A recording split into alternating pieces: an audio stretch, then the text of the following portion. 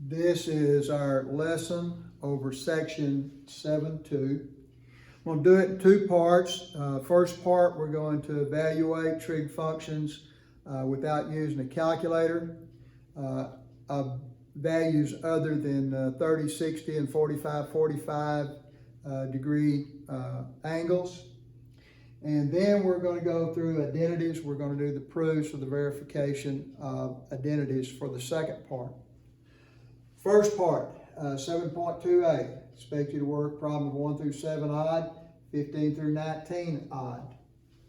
Now, what you're going to do to work these is that you're going to use the fact, or you're going to use the triangles that we're familiar with, our 45, 45, which is also pi fourths degree, or a radian right triangle, 1, 1, square root of 2.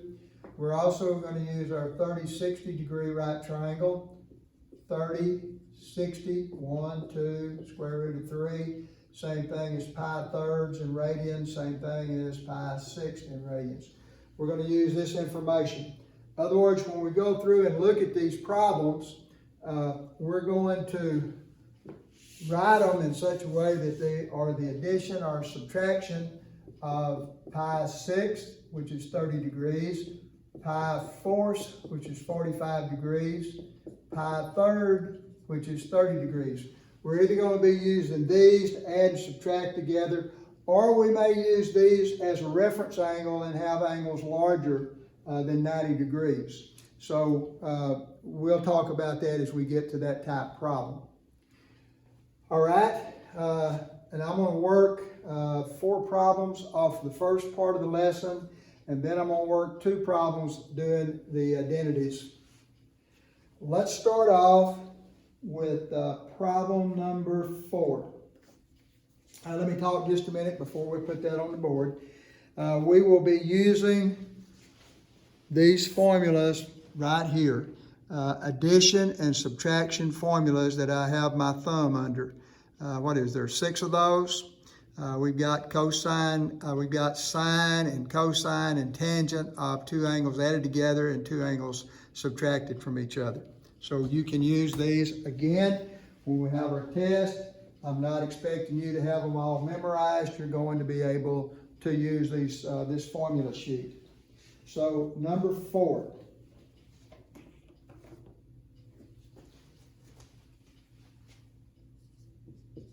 Sine of 15 degrees. Let me write those values up there again. We're going to use pi 6, which is 30, pi fourths, which is 45, pi thirds, which is 60, and we're going to use some kind of combination, either adding or subtracting these together. So right now, and this may be the hardest part of the problem. Right now, I want to find 2 of these, and we're in degrees, so I'm going to be using these right here. I want to find 2 of them so that either when I add them together, I get 15, or when I subtract them, I get 15. Well, it looks like that 45 minus 30 would be 15. So we're going to think of this as sine of a difference. Again, you're going to go to your formula sheet, and you're going to find sine of a difference. If I find sine of a difference on here, I see that it's the second one, sine of a difference. So we're going to have sine of x, that would be sine of 45, cosine of y, that would be cosine of 30, minus cosine of x, that'd be cosine of 45, sine of y, which would be sine of 30. We're going to evaluate that expression right there, and when we evaluate that expression, we will have sine of 15 degrees. Sine of 45 degrees. Again, we have this triangle memorized.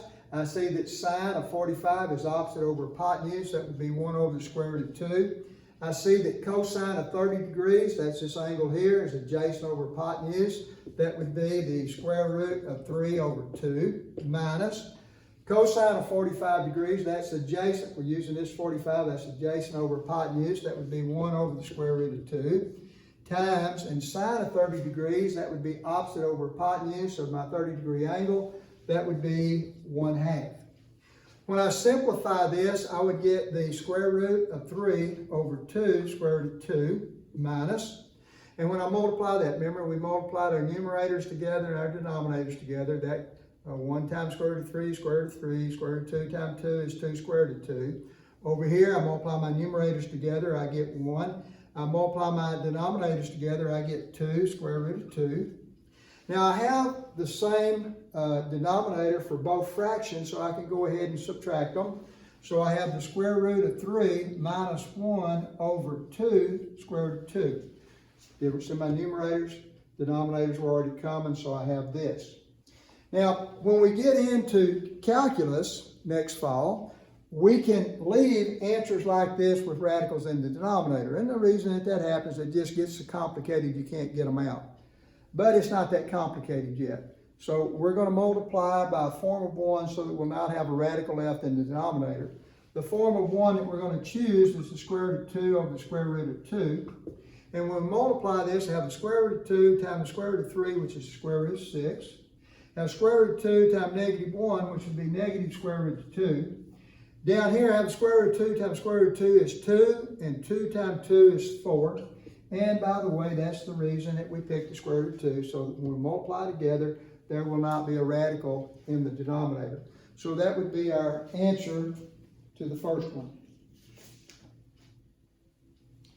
Now, I sure wish we were in class right now, and I'd ask for questions, but we're not in class. So now then, we're going to go, and you will ask your questions over the internet. Now then, next, I'm going to work problem number 8.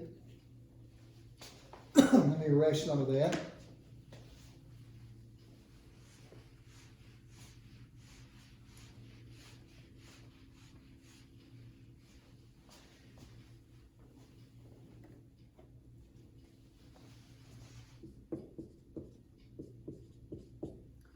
All right, I have tan of 165 degrees. Well, you're going to look at that and say there's no way that I can add or subtract any of these problems up here, any of these right here, and get 165, and you're correct. So we're going to end up having to use this as one of the reference angles and find two angles that we can either add or subtract and get that. If I were to use tan of 120 plus 45, certainly 120 plus 45 is 165. The reference angle for 120 is 60 degrees. 120 plus 60 gives me 180. So when I do this, I see that's going to work out because the 60 degrees is in this triangle right here. Now, let's go and look at our formula sheet again. And we're going to go to tan of a sum. Tan of a sum is that next to the last one that's given there. And we see that this thing right here would be tan of x, that's 120, plus tan of 45, tan of y, which is 45, over 1 minus tan of x, 120, tan of y, 45. So we're going to work this thing right here. Now then, this goes back to stuff we had, our basic stuff. We've got to be able to find the 6 trig functions of all angles. On this one, tan of 120 is the same thing as tan of 60 in 2. My reference angle 60. Remember when we were going through this section, I did not allow you to get away with just saying a reference angle. I had you also to put where it was. So it's in 2 plus tan of 45 over 1 minus, and again, this is tan of 60 in 2 times tan of 45. All right, tan of 60. Tan of 60 is opposite over adjacent. Tan is opposite over adjacent, so 60 would be this over this. So I see that I have square root of 3 over 1, which would be the square root of 3, opposite over adjacent. Tan in the second quadrant is negative. Remember, we have this memorized. All students take calculus. Sine that's reciprocal, cosecant are positive in the second quadrant. All the other functions are negative in the second quadrant. Therefore, we got tan in the second quadrant, and that makes it negative. Plus tan of 45. Tan of 45, opposite over adjacent, that gives me 1. Divided by 1 minus tan of 60 again in 2. We've already figured out that that's negative square root of 3 times tan of 45, and we've already figured out that that's 1. Now we need to simplify this expression here, so we have negative square root of 3, and I'm going to write it like this. Instead of negative square root of 3 plus 1, I'm going to write it as 1 minus the square root of 3, divided by, negative times negative is positive, and this multiplied to 1 is going to give me the square root of 3, so I have 1 plus the square root of 3, like so. Now, that's a good answer. It's just not in a form that's acceptable at this stage of the game. So we've got to get the radical out of the denominator. We're going to multiply by a form of 1. Now then I'm going to multiply by the conjugate of 1 plus the square root of 3 over itself. Conjugate of 1 plus the square root of 3. And by the way, we've done a bunch of these in our college algebra class. This would be 1 minus the square root of 3 over 1 minus the square root of 3. 1 plus the square root of 3, the conjugate is 1 minus the square root of 3. When I multiply this together in the numerator, we're going to use FOIL to do that. I would have 1. First, outside is negative square root of 3. Inside is negative square root of 3. That'd give me a negative 2 square root of 3 when I add them together. Last, negative times negative is positive. Square root of 3 times the square root of 3 is 3. In the numerator, I hope everybody's already ahead of me. You know that what I have right here is a difference of squares. I could use FOIL on it and get the answer, but the easiest way to do it, since I recognize the difference of squares, is I have 1 minus the square root of 3 squared, which would be 3. All right, and we're going to simplify this. I've got 3 plus 1, that's 4, minus 2 square root of 3. 1 minus 3 is a negative 2. 4 divided by negative 2 is negative 2. Negative divided by negative here is positive, and the 2's cancel out, leaving me the square root of 3. Good answer. I think they may have written it like this, but either way is fine. We know that these two things mean the same thing. So I can either give this way or this way. Either way is fine. Okay, let's do another one. Let's go to problem number, let's go to 16.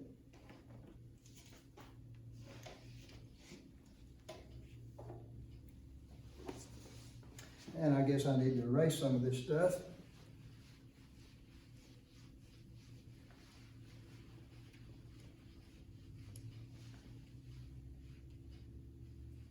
All right, 16 says that I have cosine of 10 degrees, cosine of 80 degrees, minus sine of 10 degrees, sine of 80 degrees. Now, we're going to use our formula sheet again. The only difference is this time we're going to use it reversed of what it was a while ago. So I'm going to look on here till I see cosine, cosine, minus sine, sine. And I see cosine, cosine, minus sine, sine as being cosine of a sum. So that tells me that I have cosine of 10 plus 80. In other words, I have cosine of 90 degrees. Now, the easiest way to do that is to remember there's multiple ways of doing it. One of them is you can, and maybe more you can do in your head, but if I think of my cosine curve, I know that that is 0. We have this memorized, and we know that when we get to 90 degrees, that the value is 0, so I know my answer is 0. I could also use the unit circle. I could also use my little right triangle deal. There's 3 different ways. Let me do that one real quick. If I were to do cosine of 90 degrees and I do it with right triangles, you remember we've got 1, we've got 1, we've got 0. Cosine is adjacent over hypotenuse, 0 over 1 is 0, so I can get it that way. There's about 3 or 4 different ways we can get it. You could even plug this into your calculator.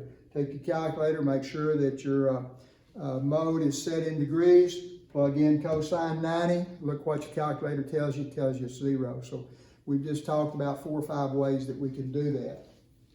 Okay, let's do another one. Let's go to problem number 18.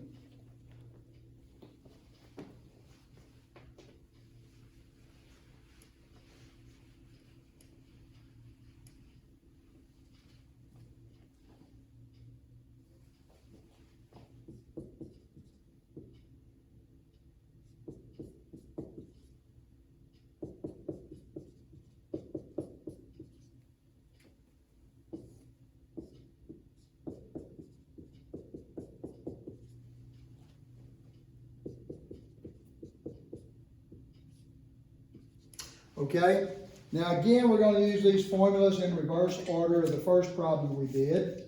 And we're going to look at, we know that we're going to have a tan, it's going to be tan of a sum or tan of a difference.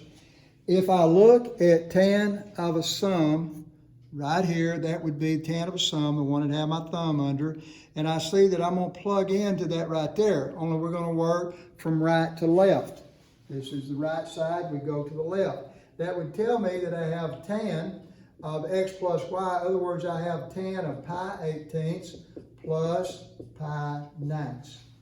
Now, in order to add these, we have to find a common denominator. Of course, 18 would be our common denominator. So I have pi 18ths plus, multiply numerator and denominator by 2, and I would have 2 pi 18ths. Add those together, and I get 3 pi 18ths, and 3 will go into 18 6 times. Therefore, I have tan of pi 6th. What is tan of pi 6? Tan is opposite over adjacent. That gives me 1 over the square root of 3. Now remember, we're still in pre-calculus. We can't leave our answer like that. We got to change it to where we do not have a radical in the denominator. We're going to multiply by a form of 1. We're going to multiply by the square root of 3 over the square root of 3. Multiply the numerators together, I get the square root of 3. Multiply the denominator, square root of 3 times square root of 3 is 3. Have an answer of the square root of 3 over 3.